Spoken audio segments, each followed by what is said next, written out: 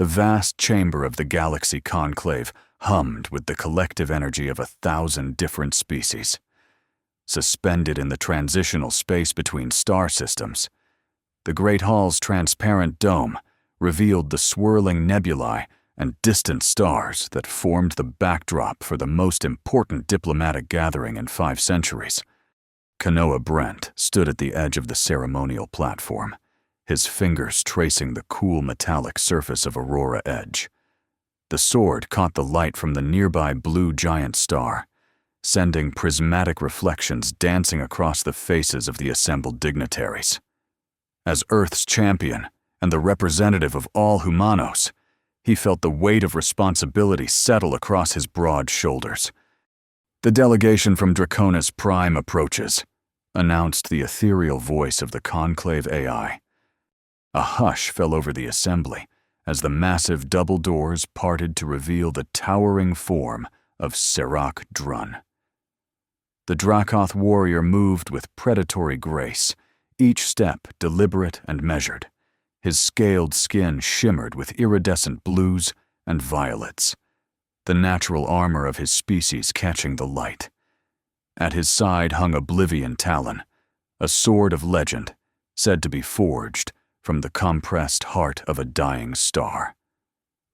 Kanoa straightened his posture, squaring his shoulders as he met Sirach's gaze. The Dracoth's vertical pupils narrowed, and the subtle curl of his lip revealed a row of serrated teeth.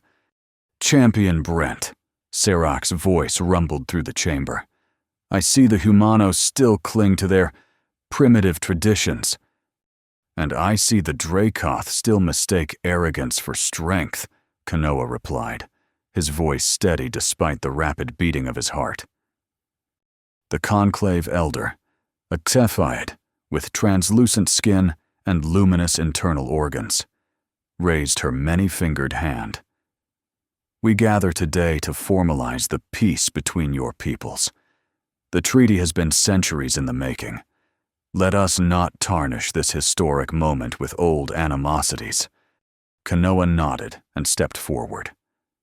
As tradition dictated, he raised Aurora Edge, the ceremonial sword catching the light as he performed the salute of honor. The blade moved in a precise arc, its edge humming with the internal energy that made it more than mere metal. The billions watching across the galaxy leaned forward on their seats, the moment broadcasting across every inhabited world. This was more than ceremony. It was the symbolic end of a conflict that had claimed millions of lives. As Kanoa completed the final flourish, holding the sword high above his head, a blur of movement caught his peripheral vision. Sirach had moved, faster than should have been possible for a being his size. Before Kanoa could react, the Dracoth's clawed hand shot forward. The sound that followed would echo across the galaxy for generations to come. With a casual flick of his talon, Sirach struck Aurora Edge. The blade, forged from the strongest alloys known to humanity, imbued with energy that had taken generations to perfect, shattered like glass. The upper half of the legendary sword clattered to the floor, the sound deafening in the stunned silence that followed. "Your weapon is as fragile as your species," Sirach announced, his voice carrying to every corner of the chamber and to every viewing screen across the stars. "As is your claim to stand as equals among the galactic powers." Kanoa stood frozen, the broken hilt still clutched in his hand, fragments of his heritage scattered at his feet. The ceremonial sword, a symbol of humanity's resilience, crafted with technology that had taken centuries to develop, had been broken with a casual gesture, and the entire galaxy had witnessed it. The chamber erupted into chaos. Representatives from 100 worlds rose to their feet, voices raised in shock, outrage, or dark amusement. The elders' pleas for order went unheeded, as security forces rushed to establish a perimeter between the human and Dracoth delegations. Through the cacophony, Kanoa heard only the pounding of blood in his ears and saw only Serac's smug expression of triumph. In that moment, the humiliation burned hotter than any star. "This is a violation of the Honor Code!" shouted Admiral Talia Wren, stepping forward to stand beside Kanoa. Her hand rested on her own weapon, though protocol prevented her from drawing it in the sacred space of the Conclave. "I have violated nothing," Serac replied smoothly. "I merely demonstrated the truth that the galaxy has been too polite to acknowledge. The Humanos are not our equals. Their technology, their strength, their very essence, all inferior. Should inferiors claim equality with their betters?" The Conclave Elder's voice cut through the din.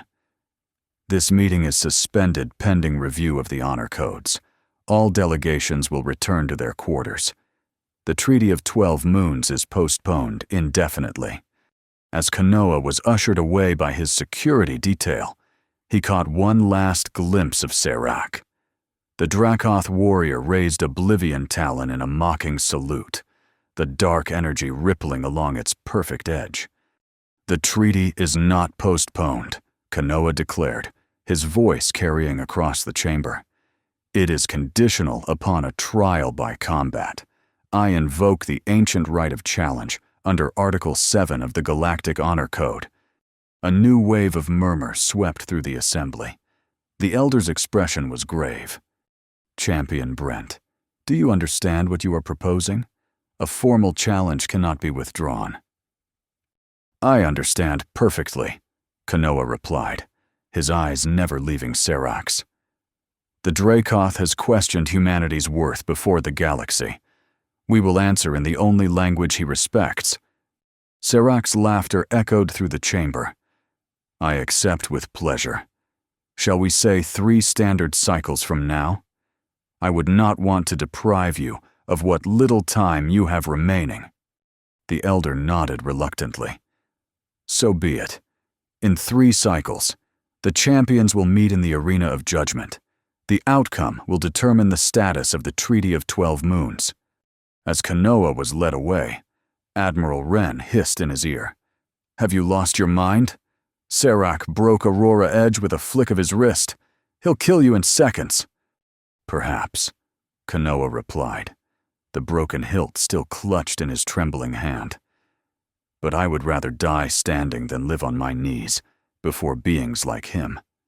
The corridor outside seemed to stretch endlessly as they made their way back to the human quarters. Each step felt heavier than the last. The weight of what had just transpired, and what was to come, pressing down on Kanoa like the gravity of a neutron star. He had just challenged the greatest warrior of the Dracoth to a duel that would determine the fate of humanity's standing in the galaxy. And he had absolutely no idea how he was going to win. The journey back to the human delegation's quarters passed in a blur. Kanoa barely registered the concerned glances from his companions or the distant murmur of diplomatic channels erupting with news of the incident. Inside his quarters, he placed the broken hilt of Aurora Edge on the transparent table, the fractured edge catching the starlight from the viewport. "You've started a war," said Admiral Wren, her voice tight with controlled anger as she entered behind him. Her dark eyes flashed as she paced the room. "The High Council will have your head for this." "The war was already there," Kanoa replied quietly. "Serac just made it visible." Talia stopped her pacing, her military posture softening slightly. She had been Kanoa's friend since their days at the Academy, before either of them had dreamed of standing in the Galaxy Conclave. "I know what this means to you," she said. "Aurora Edge was your family's legacy. But this challenge, it's suicide." Kanoa turned to face the viewport, watching the distant stars. "Did you see their faces? Talia. Not just Serac's, but the others, the Altarians, the Proxima Collective, the Sirius Confederation. They were waiting for this moment, waiting to see humanity put in what they consider our proper place. So what's your plan? Die gloriously to prove a point?" Kanoa's hand closed around the broken hilt. No, I'm going to win. Talia's incredulous laugh held no humor. With what? He broke your sword like it was made of glass. Serac's been fighting duels for 2 centuries. He's killed champions from a dozen worlds. Then I need a better sword. You need a miracle, Talia countered. Kanoa's communicator chimed with an incoming message. The holographic display flickered to life, revealing the stern face of Counselor Janus, head of the human diplomatic mission. Champion Brent. The counselor's voice was glacial. Report to the strategy room immediately. The full council is convening to discuss this situation you've created. The transmission cut without waiting for a response. They're going to order you to forfeit, Talia said quietly. They can order whatever they want. Kanoa slipped the broken hilt into his tunic. But I made the challenge under the ancient codes. Not even the council can override that. And if they try? Kanoa managed a grim smile. Then they'll learn I can be as stubborn as Serac claims all humans are. The strategy room buzzed with tense energy when Kanoa arrived. 7 members of the High Council sat around the oval table, their expressions ranging from concern to outright fury. Holographic displays showed rapidly updating diplomatic communications from Earth and its colonies, along with news feeds from across the galaxy already analyzing the confrontation. Champion Brent. Counselor Janus acknowledged his arrival with a curt nod. I believe you understand the gravity of what has transpired. I do, Kanoa replied, standing at attention rather than taking a seat. Then perhaps you can explain why you saw fit to stake humanity's standing in the galaxy on a duel you cannot possibly win. Kanoa met the counselor's gaze steadily. Because the alternative was to accept Serac's assertion that humans are inherently inferior and undeserving of equal status in the Conclave. That was one warrior's opinion, countered Counselor Wei, her fingers tapping nervously on the table. We could have dismissed it as posturing. With respect, Counselor, it wasn't just posturing. It was a calculated move to humiliate us before the entire galaxy. If we had accepted that humiliation, we would have confirmed every prejudice the elder species hold against us. And now, Janus demanded, what have you achieved besides guaranteeing your own death and possibly triggering an interspecies conflict? I've bought us time, Kanoa replied. 3 cycles to find a way to defeat Serac and restore humanity's honor. There is no way, said another counselor, an older man with cybernetic implants visible at his temples. The technological gap between our weapons and Dracoth weaponry is too great. The strength differential between your species is insurmountable.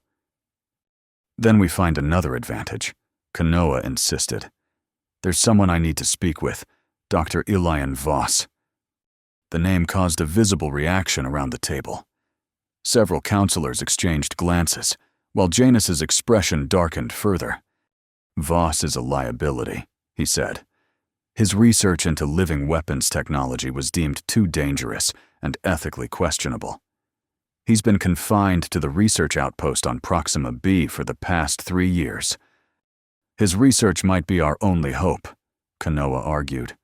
If conventional weapons can't match Oblivion Talon, we need something unconventional. A tense silence fell over the room. Finally, Counselor Wei spoke again. The Council will need to deliberate. In the meantime, Champion Brent, you are confined to your quarters. We cannot risk further incidents. Kanoa nodded stiffly and turned to leave. As the door slid open, Counselor Janus called after him. Champion, regardless of our decision, you should know that the odds makers across the galaxy are already taking bets. The current probability of your survival is calculated at less than 7%. Kanoa paused in the doorway. Then someone's going to win a lot of money when I prove them wrong. Back in his quarters, Kanoa found Talia waiting, her expression grave. You mentioned Dr. Voss to them, didn't you? She asked. How did you know? Because I know you, she replied. And because I already contacted him myself. Kanoa's eyebrows rose in surprise. You went behind the council's back? Let's just say I'm exercising initiative as your security detail. She activated her communicator, and a holographic image flickered to life between them. Dr. Elian Voss appeared, his gaunt face illuminated by the blue glow of laboratory equipment. His eyes were shadowed with exhaustion, but they lit up with interest as he recognized his visitors. Admiral Wren, Champion Brent, he greeted them. I've been watching the broadcasts. Quite the spectacle you've created. Can you help us? Kanoa asked directly. Voss's thin lips curved into a smile. Straight to the point. Refreshing. Can I help you defeat a Dracoth warrior with centuries of experience and a weapon forged from stellar material? Perhaps. But my assistance comes with conditions. Name them, Kanoa said without hesitation. Full reinstatement to the Science Council, complete access to my research materials, and acknowledgement of my work in developing whatever you use to fight Serac. The Council will never agree, Talia interjected. Then find a way to bring me there without their agreement. Voss replied simply, because without me, Champion Brent, your challenge ends with your dismemberment before an audience of trillions. Kanoa studied the scientist's face. Dr. Voss had been exiled for pursuing research into neural-bonded weaponry, swords that could form symbiotic relationships with their wielders. The technology had been deemed too dangerous, too unpredictable, but it might be exactly what they needed. I'll find a way, Kanoa promised, but I need to know. Can you create a weapon that can stand against Oblivion Talon?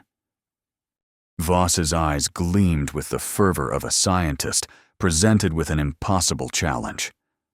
Better than that. Champion, I can create a weapon that will make Oblivion Talon look like a child's toy. But to do it, I'll need access to something very specific. What? Genetic material from the Dracoth ancestral burial grounds on Katha 7th. Their ancient warriors were interred with splinters of their soul essence still intact. If we can harvest that energy. He trailed off, his expression hungry with scientific curiosity. That's desecration of sacred sites, Talia objected. It would violate at least 7 interspecies treaties. Do you want to win, Admiral? Or do you want to follow rules written by the very beings who consider humans disposable? Kanoa exchanged a glance with Talia. The weight of the decision pressed down on him. Not just the choice to break galactic law, but the moral implications of what Voss was suggesting. There has to be another way, he said finally. There isn't, Voss replied flatly. Not in the time you have. That night, Kanoa dreamed of shattering swords and the mocking laughter of Dracoth warriors. He saw Aurora Edge breaking again and again, each time accompanied by the disappointed faces of his ancestors who had carried the blade before him. He woke, gasping, covered in cold sweat, the broken hilt clutched in his hand so tightly that his fingers had cramped. The viewport showed the eternal night of space, stars wheeling slowly as the conclave station rotated. Lights, he commanded, and the quarters illuminated to reveal Talia sitting in the corner chair, watching him with concern. You should be sleeping, he said, setting aside the broken hilt. So should you, she replied. But we both know that's not happening. She rose and crossed to the food synthesizer, programming it for 2 cups of stimulant. Handing one to Kanoa, she settled on the edge of his bed. The council has made their decision, she said without preamble. They're ordering you to withdraw the challenge. Kanoa sipped the bitter liquid, letting its warmth spread through him. And if I refuse? They'll declare you unfit for duty and appoint a new champion. They can't do that under the honor code. The challenge was personal. Talia's expression was grim. They're preparing to argue that you acted without authority, that your challenge doesn't bind humanity. Cowards, Kanoa muttered. Pragmatists, Talia corrected. They're trying to save your life and prevent a war. But I think you're right. She met his gaze steadily. If we back down now, we'll confirm every prejudice against humanity. We'll be second-class citizens in the galaxy forever. Kanoa studied his oldest friend's face. What are you suggesting?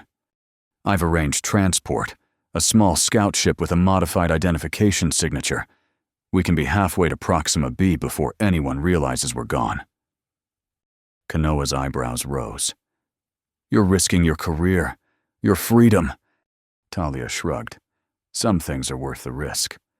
3 hours later, they were aboard the scout ship, slipping away from the Conclave station under the cover of a routine supply transfer. Talia's security clearance had gotten them through the checkpoints with minimal questions, and her piloting skills had done the rest. As the stars blurred into streaks of light around them, Kanoa felt a strange mixture of dread and relief. They were committed now, for better or worse. ETA to Proxima B is 14 hours, Talia announced from the pilot's seat. You should try to rest. Instead, Kanoa found himself studying the broken hilt of Aurora Edge, turning it over in his hands. The advanced alloys still caught the light, but the sword's internal energy had faded when the blade was broken. My great-grandfather carried this sword during the First Contact War, he said quietly. It's been passed down through my family for generations, modified and enhanced with each new technological breakthrough. When I was chosen as Earth's champion, they added the energy field generator. It was supposed to be unbreakable. Nothing's unbreakable, Talia replied, her eyes on the navigation console. The Dracoth have been refining their technology for millennia longer than we have. The real question is whether Dr. Voss can close that gap in 3 days. And whether we're crossing a line we shouldn't cross, Kanoa added, using the essence of their ancestral burial grounds. It feels wrong. Talia's expression hardened. Sirach didn't seem concerned about honor when he humiliated you before the galaxy. Sometimes you have to fight fire with fire, or become what you're fighting against, Kanoa countered. The journey to Proxima B passed in tense silence, both of them aware of what awaited them if they were caught. By the time they approached the research outpost, a sprawling complex built into the side of a mountain on the perpetually twilit planet, Kanoa had made his decision. Dr. Voss was waiting for them in the landing bay, a tall, thin figure flanked by 2 assistant droids. His eyes lit up with undisguised excitement as they disembarked. Champion Brent, Admiral Wren. He greeted them with a slight bow. Welcome to my humble exile. I trust your journey was uneventful? As uneventful as going AWOL and defying the High Council can be, Talia replied dryly. Voss's smile widened. Excellent. Then we have much to discuss and little time. Follow me. He led them through a series of security checkpoints, each requiring his biometric verification, until they reached the heart of the facility, a cavernous laboratory filled with equipment Kanoa couldn't begin to identify. Holographic displays showed molecular structures rotating slowly in 3 dimensions, while containment fields hummed with barely controlled energy. This is where the future of human weaponry was being developed, Voss announced with undisguised pride, before the Science Council lost their nerve. They believed your research was dangerous, Kanoa said, studying a display that showed what appeared to be a neural network interfacing with a metallic structure. All great advances are dangerous. Voss dismissed the concern with a wave of his hand. Fire was dangerous. Nuclear fusion was dangerous. Quantum tunneling was dangerous. Yet each moved humanity forward. What exactly were you working on? Talia asked, her hand never straying far from her sidearm, a habit born of years in security. Living weapons, Voss replied simply. Blades that form a symbiotic bond with their wielders. Weapons that learn, adapt, and grow stronger with each battle. He approached a sealed chamber at the center of the laboratory. With a series of commands, the security protocols disengaged, and the chamber opened to reveal a sword unlike any Kanoa had ever seen. It seemed to shift and flow, the metal moving like liquid even as it maintained its form. This is Prototype 17, Voss said reverently. The most advanced of my creations. It contains a neural network modeled after the human brain, capable of forming a permanent bond with a single user. And this can stand against Oblivion Talon? Kanoa asked skeptically. In its current state? No, Voss admitted. The Dracoth weapon draws its power from compressed stellar material. It's orders of magnitude more powerful than anything we've developed. That's why we need the essence from their ancestral grounds. Kanoa's jaw tightened. I've been thinking about that. I won't desecrate their burial sites. Find another way. Voss's expression darkened. There is no other way in the time we have. Then we'll have to make do with what we have. Kanoa insisted. Enhance your prototype as much as possible without crossing that line. You'll die, Voss stated flatly. Maybe, but I'll die with my principles intact. A tense silence fell over the laboratory. Finally, Talia spoke. What if there's a compromise, something that gives us an edge without desecrating their sacred sites? Voss considered for a moment, his long fingers tapping against his thigh. There might be alternatives, less effective, but still within the realm of possibility. I'm listening, Kanoa said. The Dracoth believe their ancestors' strength flows through certain sacred crystals. They use them in coming-of-age rituals, not burial rites. If we could obtain one. Still theft, Talia pointed out. But not desecration, Voss countered, and arguably less offensive. Kanoa weighed the options. Neither felt entirely right. But time was running short, and the stakes couldn't be higher. Where would we find these crystals? He asked finally. There's a Dracoth temple on Vega Prime, not far from here. They maintain a small shrine with several of these crystals. Kanoa's mind raced through the implications. Breaking into a Dracoth temple would be dangerous, possibly suicidal. If they were caught, it would confirm every negative stereotype about humans and potentially trigger the very conflict they were trying to prevent. There has to be another way, he insisted. Voss's patience visibly thinned. Champion Brent, I understand your moral qualms. They're very noble. They're also a luxury you cannot afford.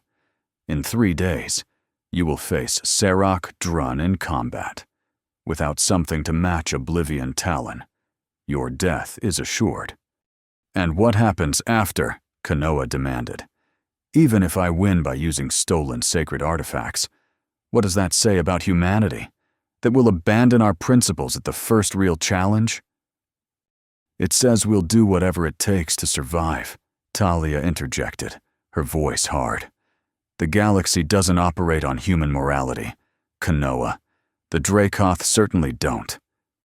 Then what makes us any different from them? The question hung in the air between them, unanswered. Kanoa turned away, facing the viewport that looked out over the harsh landscape of Proxima B. The perpetual twilight cast long shadows across the rocky terrain, a fitting backdrop for the moral shadows he found himself navigating. Give me some time to think, he said finally. That night, Kanoa dreamed again. But this time, instead of breaking swords and mocking laughter, he saw an old man sitting on a beach of black sand. Behind him, a massive turtle with a shell that seemed to contain swirling galaxies rested at the water's edge. The old man looked up as Kanoa approached, his weathered face breaking into a smile that deepened the thousands of lines etched there by time. "I've been waiting for you, young warrior," he said, his voice surprisingly strong for one so ancient. "Who are you?" Kanoa asked. "Some call me Master Ryashi," the old man replied, running his gnarled fingers through the black sand. "Others know me by different names. What matters is why you're here." "I don't know why I'm here," Kanoa admitted. "This is a dream." Master Ryashi laughed, the sound like dry leaves rustling in the wind. "Is it? Or perhaps your spirit has traveled to Stonehead Star while your body rests." The name sent a jolt through Kanoa. Stonehead Star, Thach Jiao Tin in the Old Earth language, was a legendary place, a planet said to exist at the fringes of known space where great warriors of the past had gone to find enlightenment. "Stonehead Star isn't real," Kanoa said. "It's a myth." "Many truths begin as myths," the old man replied cryptically. He rose with surprising grace for one so ancient and gestured toward the massive turtle. "Come, there's something I must show you." Against his better judgment, Kanoa followed the old master to the water's edge. Up close, the turtle was even more magnificent, its shell indeed, containing what looked like miniature galaxies swirling beneath a transparent carapace. "This is Turtle Voyager," Master Ryashi said, patting the creature's enormous head affectionately. "He has carried me between the stars for more centuries than I care to count." "That's impossible," Kanoa objected. "No biological entity could survive in the vacuum of space." The old master chuckled. "There are more things in the galaxy than are dreamt of in your science, young warrior. Turtle Voyager exists in multiple dimensions simultaneously. What you see is merely the aspect that intersects with your reality." Before Kanoa could argue further, the old man climbed nimbly onto the turtle's back, settling into a hollow at the center of the shell. "Your challenge approaches," he said, suddenly serious. "You seek a way to defeat Sirach Drun without compromising your principles." "You know about that?" Kanoa asked, surprised. "I know many things, including that the path you currently consider will lead only to more suffering." The old master's eyes seemed to peer into Kanoa's very soul. "True strength does not come from weapons, young warrior. No matter how advanced, it comes from within." "That's not very helpful," Kanoa said, frustration edging his voice. "Sirach will kill me if I face him with conventional weapons." "Perhaps," Master Ryashi acknowledged. "Or perhaps there is another way. Come to Stonehead Star. Find me in the waking world, and I will show you the true nature of strength." Before Kanoa could respond, the turtle began to glow with an inner light. The beach, the ocean, and the old master all started to fade. "Wait," Kanoa called out. "How do I find Stonehead Star?" The last thing he heard before waking was the old master's voice, carried on the wind. "Follow the path of the 3 dying stars." Kanoa woke with a gasp, the dream still vivid in his mind. To his surprise, Talia was already in his quarters, her expression urgent. "The Council has tracked us," she announced without preamble. "They've dispatched a security team to bring us back.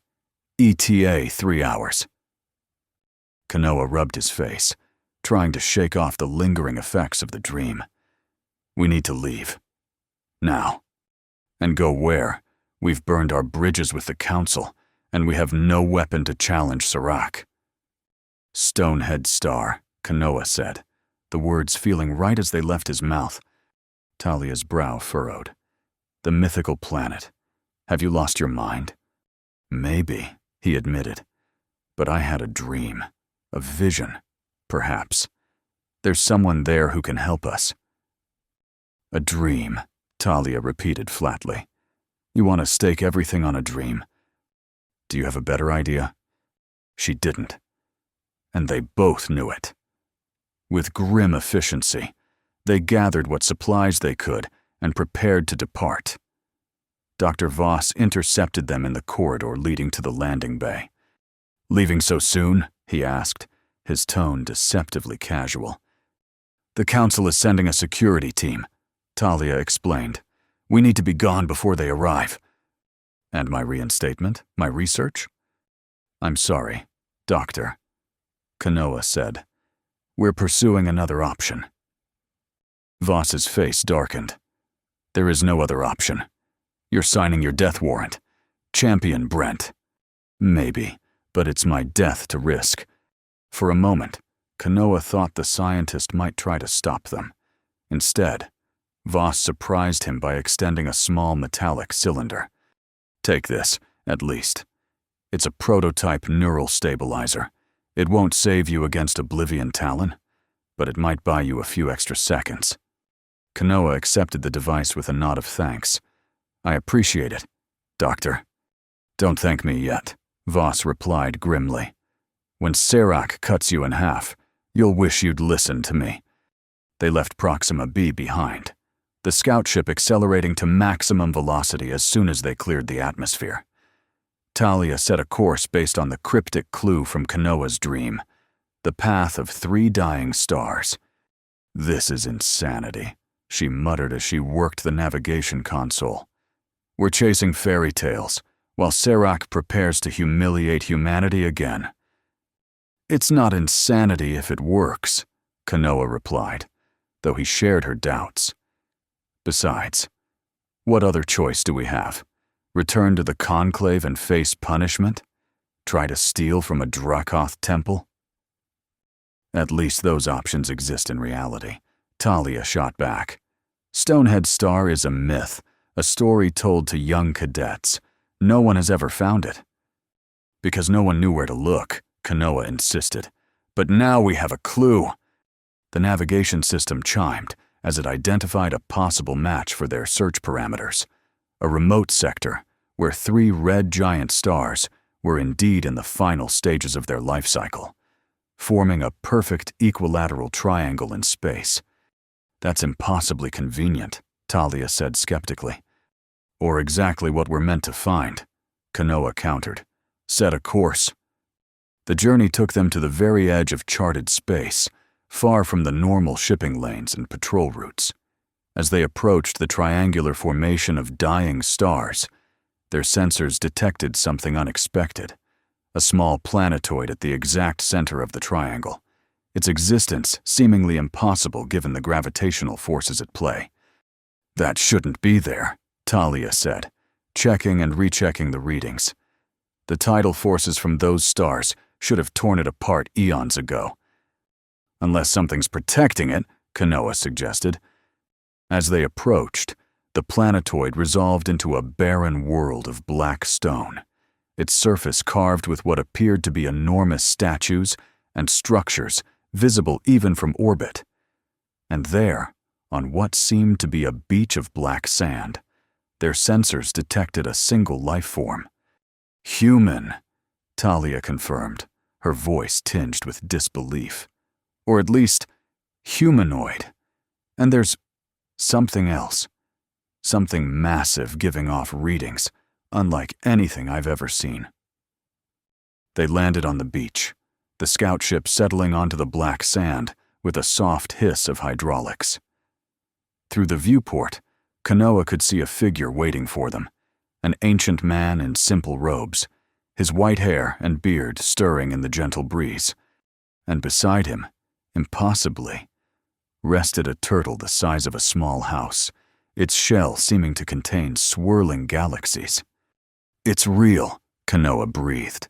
It was all real. They disembarked cautiously, weapons ready despite the peaceful scene. The old man watched their approach with serene amusement, as if their caution was a child's game he had long outgrown. Welcome to Stonehead Star, Young warriors. He greeted them, his voice exactly as Kanoa remembered from the dream. I am Master Ryashi. I've been expecting you. How? Talia demanded, her hand still hovering near her sidearm.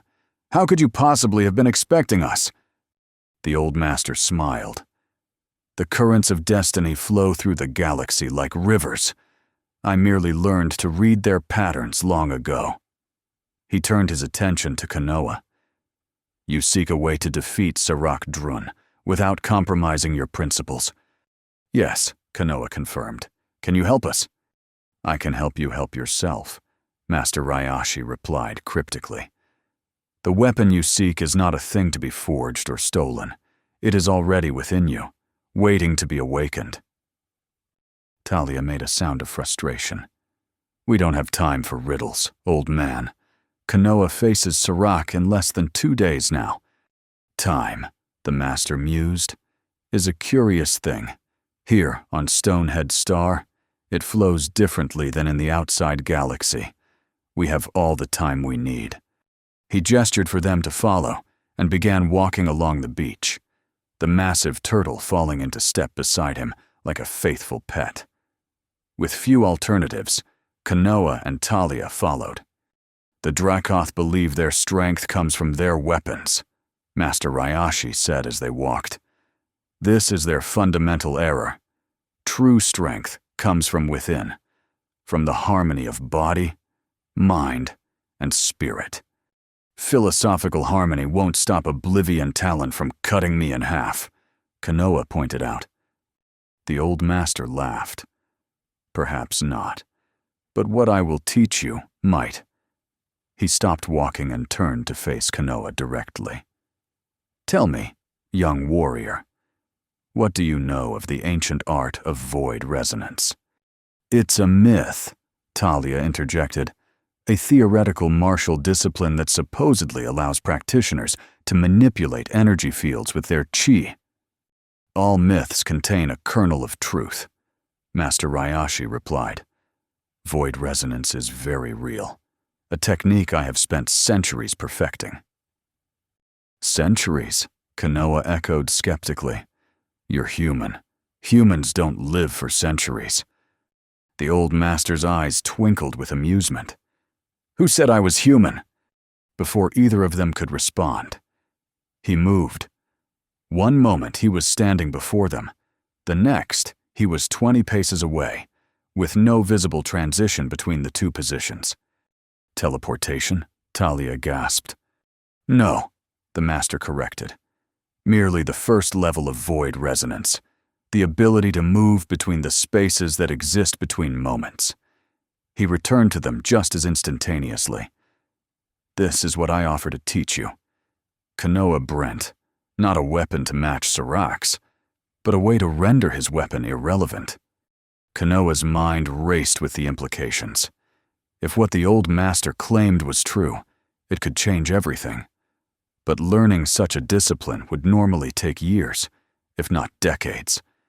You said time flows differently here, he said slowly. How differently?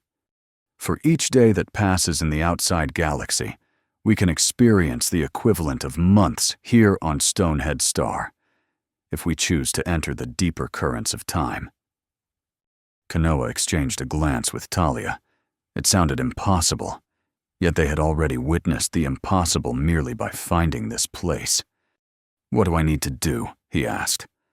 First, Master Ryashi said, you must let go of your attachment to the broken sword. It is a symbol of the past, not a key to the future. Reluctantly, Kanoa removed the broken hilt of Aurora Edge from his tunic. He had carried it since the moment of his humiliation, a constant reminder of what he had lost and what he needed to reclaim. Now what? Now, the old master said with a smile, we begin. The training that followed defied Kanoa's understanding of time and physical possibility. In what felt like months, but was mere hours in the outside galaxy, Master Ryashi taught him the fundamentals of void resonance, the ability to perceive the invisible currents of energy that flowed through all things. They trained on the black beaches, in the stone forests that covered much of the planet's surface, and in ancient temples carved into the mountainsides. Throughout it all, the massive turtle Voyager, as the master called him, watched with seemingly intelligent eyes. The turtle is not merely a creature, Master Ryashi explained during a rare moment of rest. He is a nexus of multidimensional energy, a being that exists simultaneously in 17 different realities. His shell contains pocket universes, where time and space operate under different rules. That's how you travel between stars, Kanoa realized. You ride him through higher dimensions. Precisely. Though ride is perhaps too simple a term. We journey together as companions, not as mount and rider. As the training progressed, Kanoa began to perceive energies he had never known existed. He learned to see the flows of power that connected all living things, to feel the resonance between his own inner energy and the world around him. Most importantly, he learned to move as Master Ryashi did, slipping between the spaces that existed between moments. At first, he could manage only tiny jumps, mere centimeters. But gradually, under the old master's patient guidance, those jumps extended to meters, then dozens of meters. The Dracoth rely on physical weapons because they cannot perceive these energies. Master Ryashi explained, their evolutionary path emphasized external strength at the cost of internal awareness. But Sirach is still faster and stronger than any human, Kanoa pointed out, and Oblivion Talon can cut through almost anything. It cannot cut what isn't there, the master replied with a smile. And as for strength, he placed a gnarled hand on Kanoa's shoulder. There are many kinds of strength, young warrior. The Dracoth understand only one. On what felt like the 100th day of training, Master Ryashi brought Kanoa to a cave high in the mountains. Inside, illuminated by a soft blue light that seemed to emanate from the stone itself, stood a simple pedestal.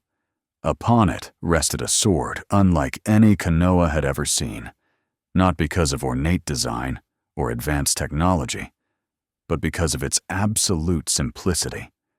The blade appeared to be made of plain steel, unadorned and unembellished. The hilt was wrapped in simple leather, worn smooth by centuries of use. There were no energy fields, no neural interfaces, no advanced alloys. "This is Moon Whisper," Master Ryashi said reverently. "My companion for over 700 years.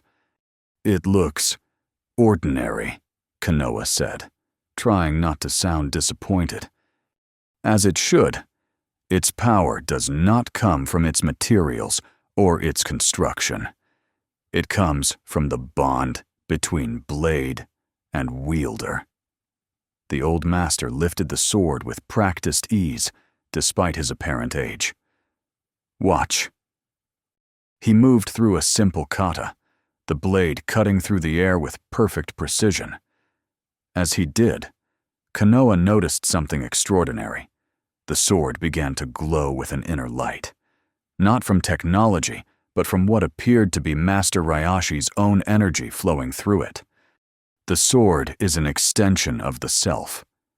The master explained, when wielded by one who has mastered void resonance, it becomes more than metal. It becomes a conduit for one's inner strength. He offered the hilt to Kanoa. "Try." Hesitantly. Kanoa accepted the sword. It felt surprisingly light in his hand, balanced in a way that seemed to anticipate his movements. As he moved through the forms Master Ryashi had taught him, he felt a connection forming between himself and the blade, not the artificial neural bond that Dr. Voss had described, but something deeper, more fundamental. "This is what you will face Sirach with," Master Ryashi declared. "Not a technological marvel, but a symbol of the harmony you have achieved between body, mind, and spirit. Will it be enough? Kanoa asked, still uncertain despite all he had learned. The old master's expression grew serious. That depends not on the sword, but on you. Do you truly believe in what you have learned here? Or do you still cling to the notion that salvation lies in external power? It was a question Kanoa had been asking himself throughout the training. The technological society he had grown up in had always taught that advancement came through innovation, through building better tools and weapons. What Master Ryashi offered was fundamentally different, the idea that true power came from within. I believe, he said finally, and was surprised to find he meant it. Master Ryashi smiled. Then you are ready. When they emerged from the cave, Talia was waiting for them. Though she had participated in some of the training, she had spent much of her time exploring the ancient structures of Stonehead Star, discovering artifacts and knowledge from civilizations long forgotten by the galaxy. It's time, she said without preamble. We need to return to the conclave. Kanoa nodded, feeling a strange mixture of anticipation and calm. The challenge that had once filled him with dread now seemed like simply the next step on a journey. How will we get there in time? He asked. Even at maximum speed, the scout ship couldn't make it before the deadline. You won't need your ship, Master Ryashi said, gesturing to where Turtle Voyager waited on the beach below. We will travel together. We? Kanoa asked, surprised. The old master's eyes twinkled. Did you think I would miss the opportunity to see my student put his training to use? Besides, there is more at stake here than you realize. The outcome of your duel with Serac will echo across the galaxy for generations to come, as they made their preparations to depart. Kanoa found himself drawn to the edge of the black beach, where the strange, starlit sea lapped at the shore. The 3 dying stars hung in the sky above, casting a reddish glow across the landscape. What troubles you, young warrior? Master Ryashi asked, joining him at the water's edge. I'm still afraid, Kanoa admitted, not of dying, but of failing, of letting down not just humanity, but everything we stand for. The old master nodded thoughtfully. Fear is natural, even necessary. It is what we do in the face of fear that defines us. He placed a hand on Kanoa's shoulder. Remember what I have taught you. The outcome of a conflict is determined not by weapons or technology, but by the spirit of those who wield them. And if my spirit isn't strong enough, then you will know you gave everything you had to give. There is no shame in that. They returned to where Turtle Voyager waited, the massive creature regarding them with ancient, patient eyes.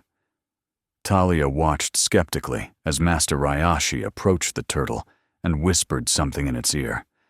You can't seriously expect us to travel through space on the back of a turtle, she said. Not through space as you understand it, the master replied with a smile. Through the spaces between spaces, through the hidden dimensions, where distance is merely a suggestion, not a law. He climbed onto the turtle's back with practiced ease, settling into the hollow at the center of its shell. He gestured for Kanoa and Talia to join him. Bring only what you absolutely need, he instructed. Turtle Voyager can carry us all, but excess weight makes navigation more challenging. With some trepidation, Kanoa and Talia joined the old master on the turtle's back. The shell was surprisingly comfortable, with natural depressions that seemed perfectly suited for human passengers. Hold tight, Master Ryashi advised. The first transition can be disorienting. Before Kanoa could ask what he meant, the world around them began to change. The beach, the sea, even the 3 dying stars in the sky, all seemed to fold inward, collapsing into themselves until they occupied an impossibly small point in space. Then that point expanded again, revealing not Stonehead Star, but a swirling tunnel of light and color, unlike anything Konoha had ever seen. "We are traveling through the between," Master Ryashi explained, his voice somehow audible despite the rush of energy around them. "The space that exists between dimensions. Turtle Voyager navigates it as naturally as you would walk down a familiar path." The journey defied all conventional understanding of physics and space-time. There was no sense of velocity as Konoha understood it, no feeling of acceleration or deceleration. There was only the shifting tunnel of light and the steady, reassuring presence of the turtle beneath them. "How long will this take?" Talia asked, her voice tight with barely controlled panic. "Time has little meaning in the between," Master Ryashi replied. "But we will arrive precisely when we need to." And arrive they did, with a transition just as disorienting as their departure. One moment they were traveling through the impossible tunnel. The next, they were materializing in the vast docking bay of the Conclave station. Alarms immediately began to sound as security systems detected their unauthorized arrival. "Quite the entrance," Konoha commented wryly, as station security forces began to converge on their position. Weapons drawn. Master Ryashi chuckled. "I have always believed in making an impression." The security forces stopped short at the sight that greeted them. Two humans and an ancient master sitting calmly on the back of a turtle the size of a small shuttle, its shell seemingly containing swirling galaxies. "Champion Brent," the lead security officer called out, his voice betraying his confusion. "You are ordered to surrender yourself for disciplinary action by the High Council." "I'm afraid that will have to wait," Konoha replied, sliding down from Turtle Voyager's back. "I have a duel to attend." "The Council has revoked your status as champion," the officer informed him. "The challenge has been withdrawn." "They can't do that under the Honor Code," Konoha countered. "The challenge was personal, not institutional." Before the officer could respond, another voice cut through the tension. "He is correct," Serac Drun said, stepping forward from the gathered crowd. The Dracoth warrior's eyes gleamed with anticipation. "The challenge cannot be withdrawn except by the challenger himself. Does the human wish to withdraw?" Konoha met the Dracoth's gaze steadily. "I do not." Serac's mouth curved into what passed for a smile among his species. "Then the duel proceeds as scheduled, in 1 hour, in the Arena of Judgment." His eyes shifted to Master Ryashi and Turtle Voyager, widening slightly in what might have been surprise or even recognition.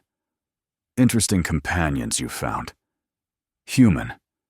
They won't save you." As Serac departed, the security forces seemed uncertain how to proceed. The situation had clearly exceeded their protocols. "Stand down," commanded a new voice. Admiral Janus pushed through the crowd, his expression a mixture of fury and resignation. "Champion Brent, your actions have brought disgrace to the human delegation. But as Serac correctly states, the challenge must proceed." Konoha nodded acknowledgement. "Then I suggest we prepare." The hour that followed was a whirlwind of activity. The human delegation was torn between outrage at Konoha's defiance and hope that he might somehow prevail. Talia argued fiercely on his behalf, explaining their journey to Stonehead Star and the training he had received, though few seemed to believe her account. Master Ryashi, for his part, remained serenely aloof from the political machinations, sitting cross-legged beside Turtle Voyager in a quiet corner of the docking bay. Several xenobiologists had attempted to examine the massive creature, only to find their instruments malfunctioning in its presence. "They cannot comprehend what they cannot measure," the old master told Konoha when he came to check on them. "Just as Serac cannot comprehend the power you now possess." "I hope you're right," Konoha replied, "for all our sakes." When the time came, they proceeded to the Arena of Judgment, a vast circular chamber at the heart of the conclave station. Thousands of representatives from hundreds of species filled the tiered seating, with billions more watching via transmitted feeds across the galaxy. Serac already waited in the center of the arena, oblivion, talon drawn and gleaming with dark energy. The Dracoth warrior wore ceremonial armor that accentuated his natural scaling, making him appear even more formidable. "The human returns," he announced as Kanoa approached. "And with a new toy, I see—" Kanoa drew Moon Whisper, the simple blade catching the light. There were murmurs of surprise and derision from the crowd. Many had expected some new technological marvel, not what appeared to be a primitive weapon. "This is no toy," Kanoa replied. "It is the extension of my spirit." Serac laughed, the sound echoing through the arena. Spirit? The humanos still cling to such primitive concepts. Technology, strength, power. These are what determine superiority. We shall see. The conclave elder stepped forward, her translucent form shimmering with internal light. "The terms of this duel have been established under Article 7 of the Honor Code. Victory will be determined by yielding or incapacitation. Death is not required, nor encouraged." She raised her many-fingered hand. "Champions, prepare yourselves." Kanoa settled into the stance Master Ryashi had taught him, feeling the flow of energy through his body. Moon Whisper became lighter in his grip, an extension of his arm rather than a separate object. Serac adopted his own stance, Oblivion Talon humming with dark power. "Begin," the elder declared, and stepped back. Serac moved with blinding speed, crossing the distance between them faster than most eyes could follow. Oblivion Talon arced downward in a strike that would have cleaved Kanoa in two. But Kanoa was no longer there. Using the void resonance techniques Master Ryashi had taught him, he slipped between the spaces that existed between moments, reappearing 3 meters to Serac's left. The crowd gasped as one. It appeared to them as if Kanoa had teleported. "Interesting trick," Serac growled, recovering quickly. "But tricks won't save you." He attacked again, a flurry of strikes that would have overwhelmed any conventional opponent. But each time, Kanoa shifted away, moving not through space, but through the cracks between reality itself. "Stand and fight, coward!" Serac roared in frustration as another attack met empty air. "As you wish," Kanoa replied. This time, when Serac attacked, Kanoa didn't shift away. Instead, he met Oblivion Talon with Moon Whisper, channeling his inner energy through the blade as Master Ryashi had taught him.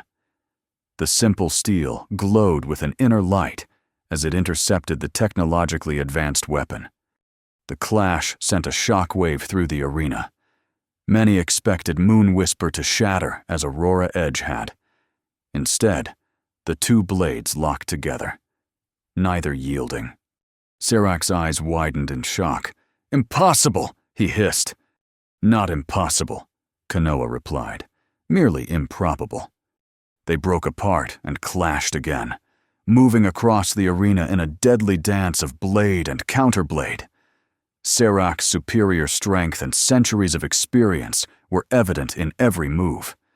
But Kanoa's newfound abilities kept him in the fight. As the duel continued, something unexpected began to happen. Serac, accustomed to quick victories through overwhelming force, began to tire. His attacks, while still powerful, became less precise, less controlled. Kanoa, in contrast, felt stronger with each passing moment. The void resonance techniques seemed to draw energy from the very fabric of reality, sustaining him beyond normal human endurance. "What are you?" Serac demanded, after a particularly intense exchange left them both breathing heavily at opposite sides of the arena. "I am what humanity can become when we look beyond technology," Kanoa replied. When we recognize that true strength comes from within, not from the tools we create. Sirach's response was another attack, more desperate than before. Oblivion, talon blazed with dark fire as he channeled more power through it, pushing the weapon beyond its designed limits. Kanoa met the attack head-on, Moon Whisper glowing with an inner light that matched the darkness of Sirach's blade. The clash sent ripples of energy across the arena, forcing spectators in the front rows to shield their eyes. In that moment of blinding light, something unexpected happened. Oblivion Talon, stressed beyond its tolerance by Sirach's desperate channeling, developed a hairline fracture near the hilt. The fracture spread rapidly, weakening the blade at its most critical point. Sirach, unaware of the damage, pressed his attack with even greater force, and when the blades met again, Oblivion Talon, the legendary weapon forged from stellar material, the symbol of Dracoth superiority, shattered. The sound echoed through the stunned silence of the arena. Fragments of the once mighty blade scattered across the floor, dark energy dissipating into the air. Sirach stood frozen, staring in disbelief at the broken hilt in his hand. From the spectator section, a figure moved. Master Ryashi stepped into the arena, Turtle Voyager following behind him with surprising grace for a creature so large. "The wheel turns," the old master said, his voice carrying to every corner of the chamber. "As it has always turned, pride becomes hubris. Hubris becomes downfall. Downfall becomes wisdom, if one is willing to learn." Sirach's eyes narrowed as he studied the ancient human. "Who are you to lecture me, Old One?" "I am one who has seen empires rise and fall," Master Ryashi replied simply. "One who has learned that true strength lies not in domination, but in harmony." He approached Sirach without fear, despite the Dracoth warrior's still imposing presence. "The duel is concluded," the Conclave Elder announced, stepping forward. "By the breaking of Sirach Drun's weapon, victory is awarded to champion Kanoa, Brent of Earth." A murmur ran through the crowd, growing into a roar as the significance of what they had witnessed sank in. Not just a human victory, but the shattering of a Dracoth's legendary weapon, a symbolic reversal of the humiliation Kanoa had suffered days earlier. Sirach's expression was unreadable as he stared at the broken hilt in his hand. Then, with a formality that surprised many, he knelt before Kanoa.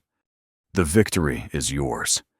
Champion Brent," he acknowledged, "and with it, my respect." The gesture, unprecedented from a Dracoth warrior, sent another wave of shock through the assembly. Kanoa stepped forward and offered his hand. "Rise, Sirach Drun. There is no need to kneel. Today marks not the triumph of one species over another, but the beginning of true understanding between us." Sirach hesitated, then accepted the offered hand and rose to his feet. "You are not what I expected. Human." "Nor you, Dracoth," Kanoa replied with a smile. "Perhaps we have both been limited by our expectations." Master Ryashi approached, Turtle Voyager at his side. "This moment will echo through the galaxy for generations to come," he said. "Not because of a broken sword or a won duel, but because two warriors from different worlds found common ground in mutual respect." The Conclave Elder stepped forward, her luminous form pulsing with what might have been emotion. "The treaty will be ratified," she announced. "But in light of today's events, I propose an addition, a new honor code that recognizes the unique strengths of all species, rather than measuring worth by a single standard." The proposal was met with widespread approval from the assembled representatives. Even many of the Dracoth delegation nodded their acceptance, influenced by Sirach's unexpected display of humility. In the days that followed, Kanoa found himself at the center of a diplomatic whirlwind, the human delegation, having quickly forgotten their earlier condemnation, now celebrated him as a hero. Representatives from dozens of species sought his counsel, eager to understand the philosophy that had allowed him to defeat Serac. Through it all, Master Ryashi remained a calm presence at his side, offering wisdom and perspective when the attention threatened to become overwhelming. "What will you do now?" Kanoa asked the old master one evening, as they stood on an observation deck overlooking the vast expanse of space. "Turtle Voyager and I will continue our journey," Master Ryashi replied. "There are many worlds yet to visit, many souls in need of guidance. Will I see you again?" The old master smiled. "The galaxy is vast, but paths that are meant to cross have a way of doing so. You have your own journey ahead, young warrior. A journey not of conquest, but of understanding." "Thanks to you," Kanoa said sincerely. "No," Master Ryashi corrected gently. "The strength was always within you. I merely helped you recognize it." The day of Master Ryashi's departure drew a crowd to the main docking bay. The sight of the ancient human climbing onto the back of Turtle Voyager had become something of a legend throughout the Conclave station. "Remember what you have learned," the old master told Kanoa as they said their farewells. "True strength comes not from without, but from within. Not from domination, but from harmony." "I will remember," Kanoa promised, with a final nod of farewell. Master Ryashi settled into the hollow at the center of Turtle Voyager's shell. The air around them began to shimmer and distort, reality folding inward as the turtle prepared to journey through the between. In the last moment before they vanished, the old master called out one final piece of wisdom. The greatest victory is not to defeat an enemy, but to transform them into a friend. Then they were gone, leaving behind only a legend that would grow with each retelling across the stars. Kanoa stood for a long moment, Moon whisper at his side, feeling the currents of destiny flowing through the galaxy. The path ahead was uncertain, filled with challenges yet to be faced and mysteries yet to be solved. But for the first time since Serac had broken Aurora Edge before the watching galaxy, he felt truly at peace, not because he had avenged the humiliation, but because he had transcended it, finding a strength within himself that no external force could break.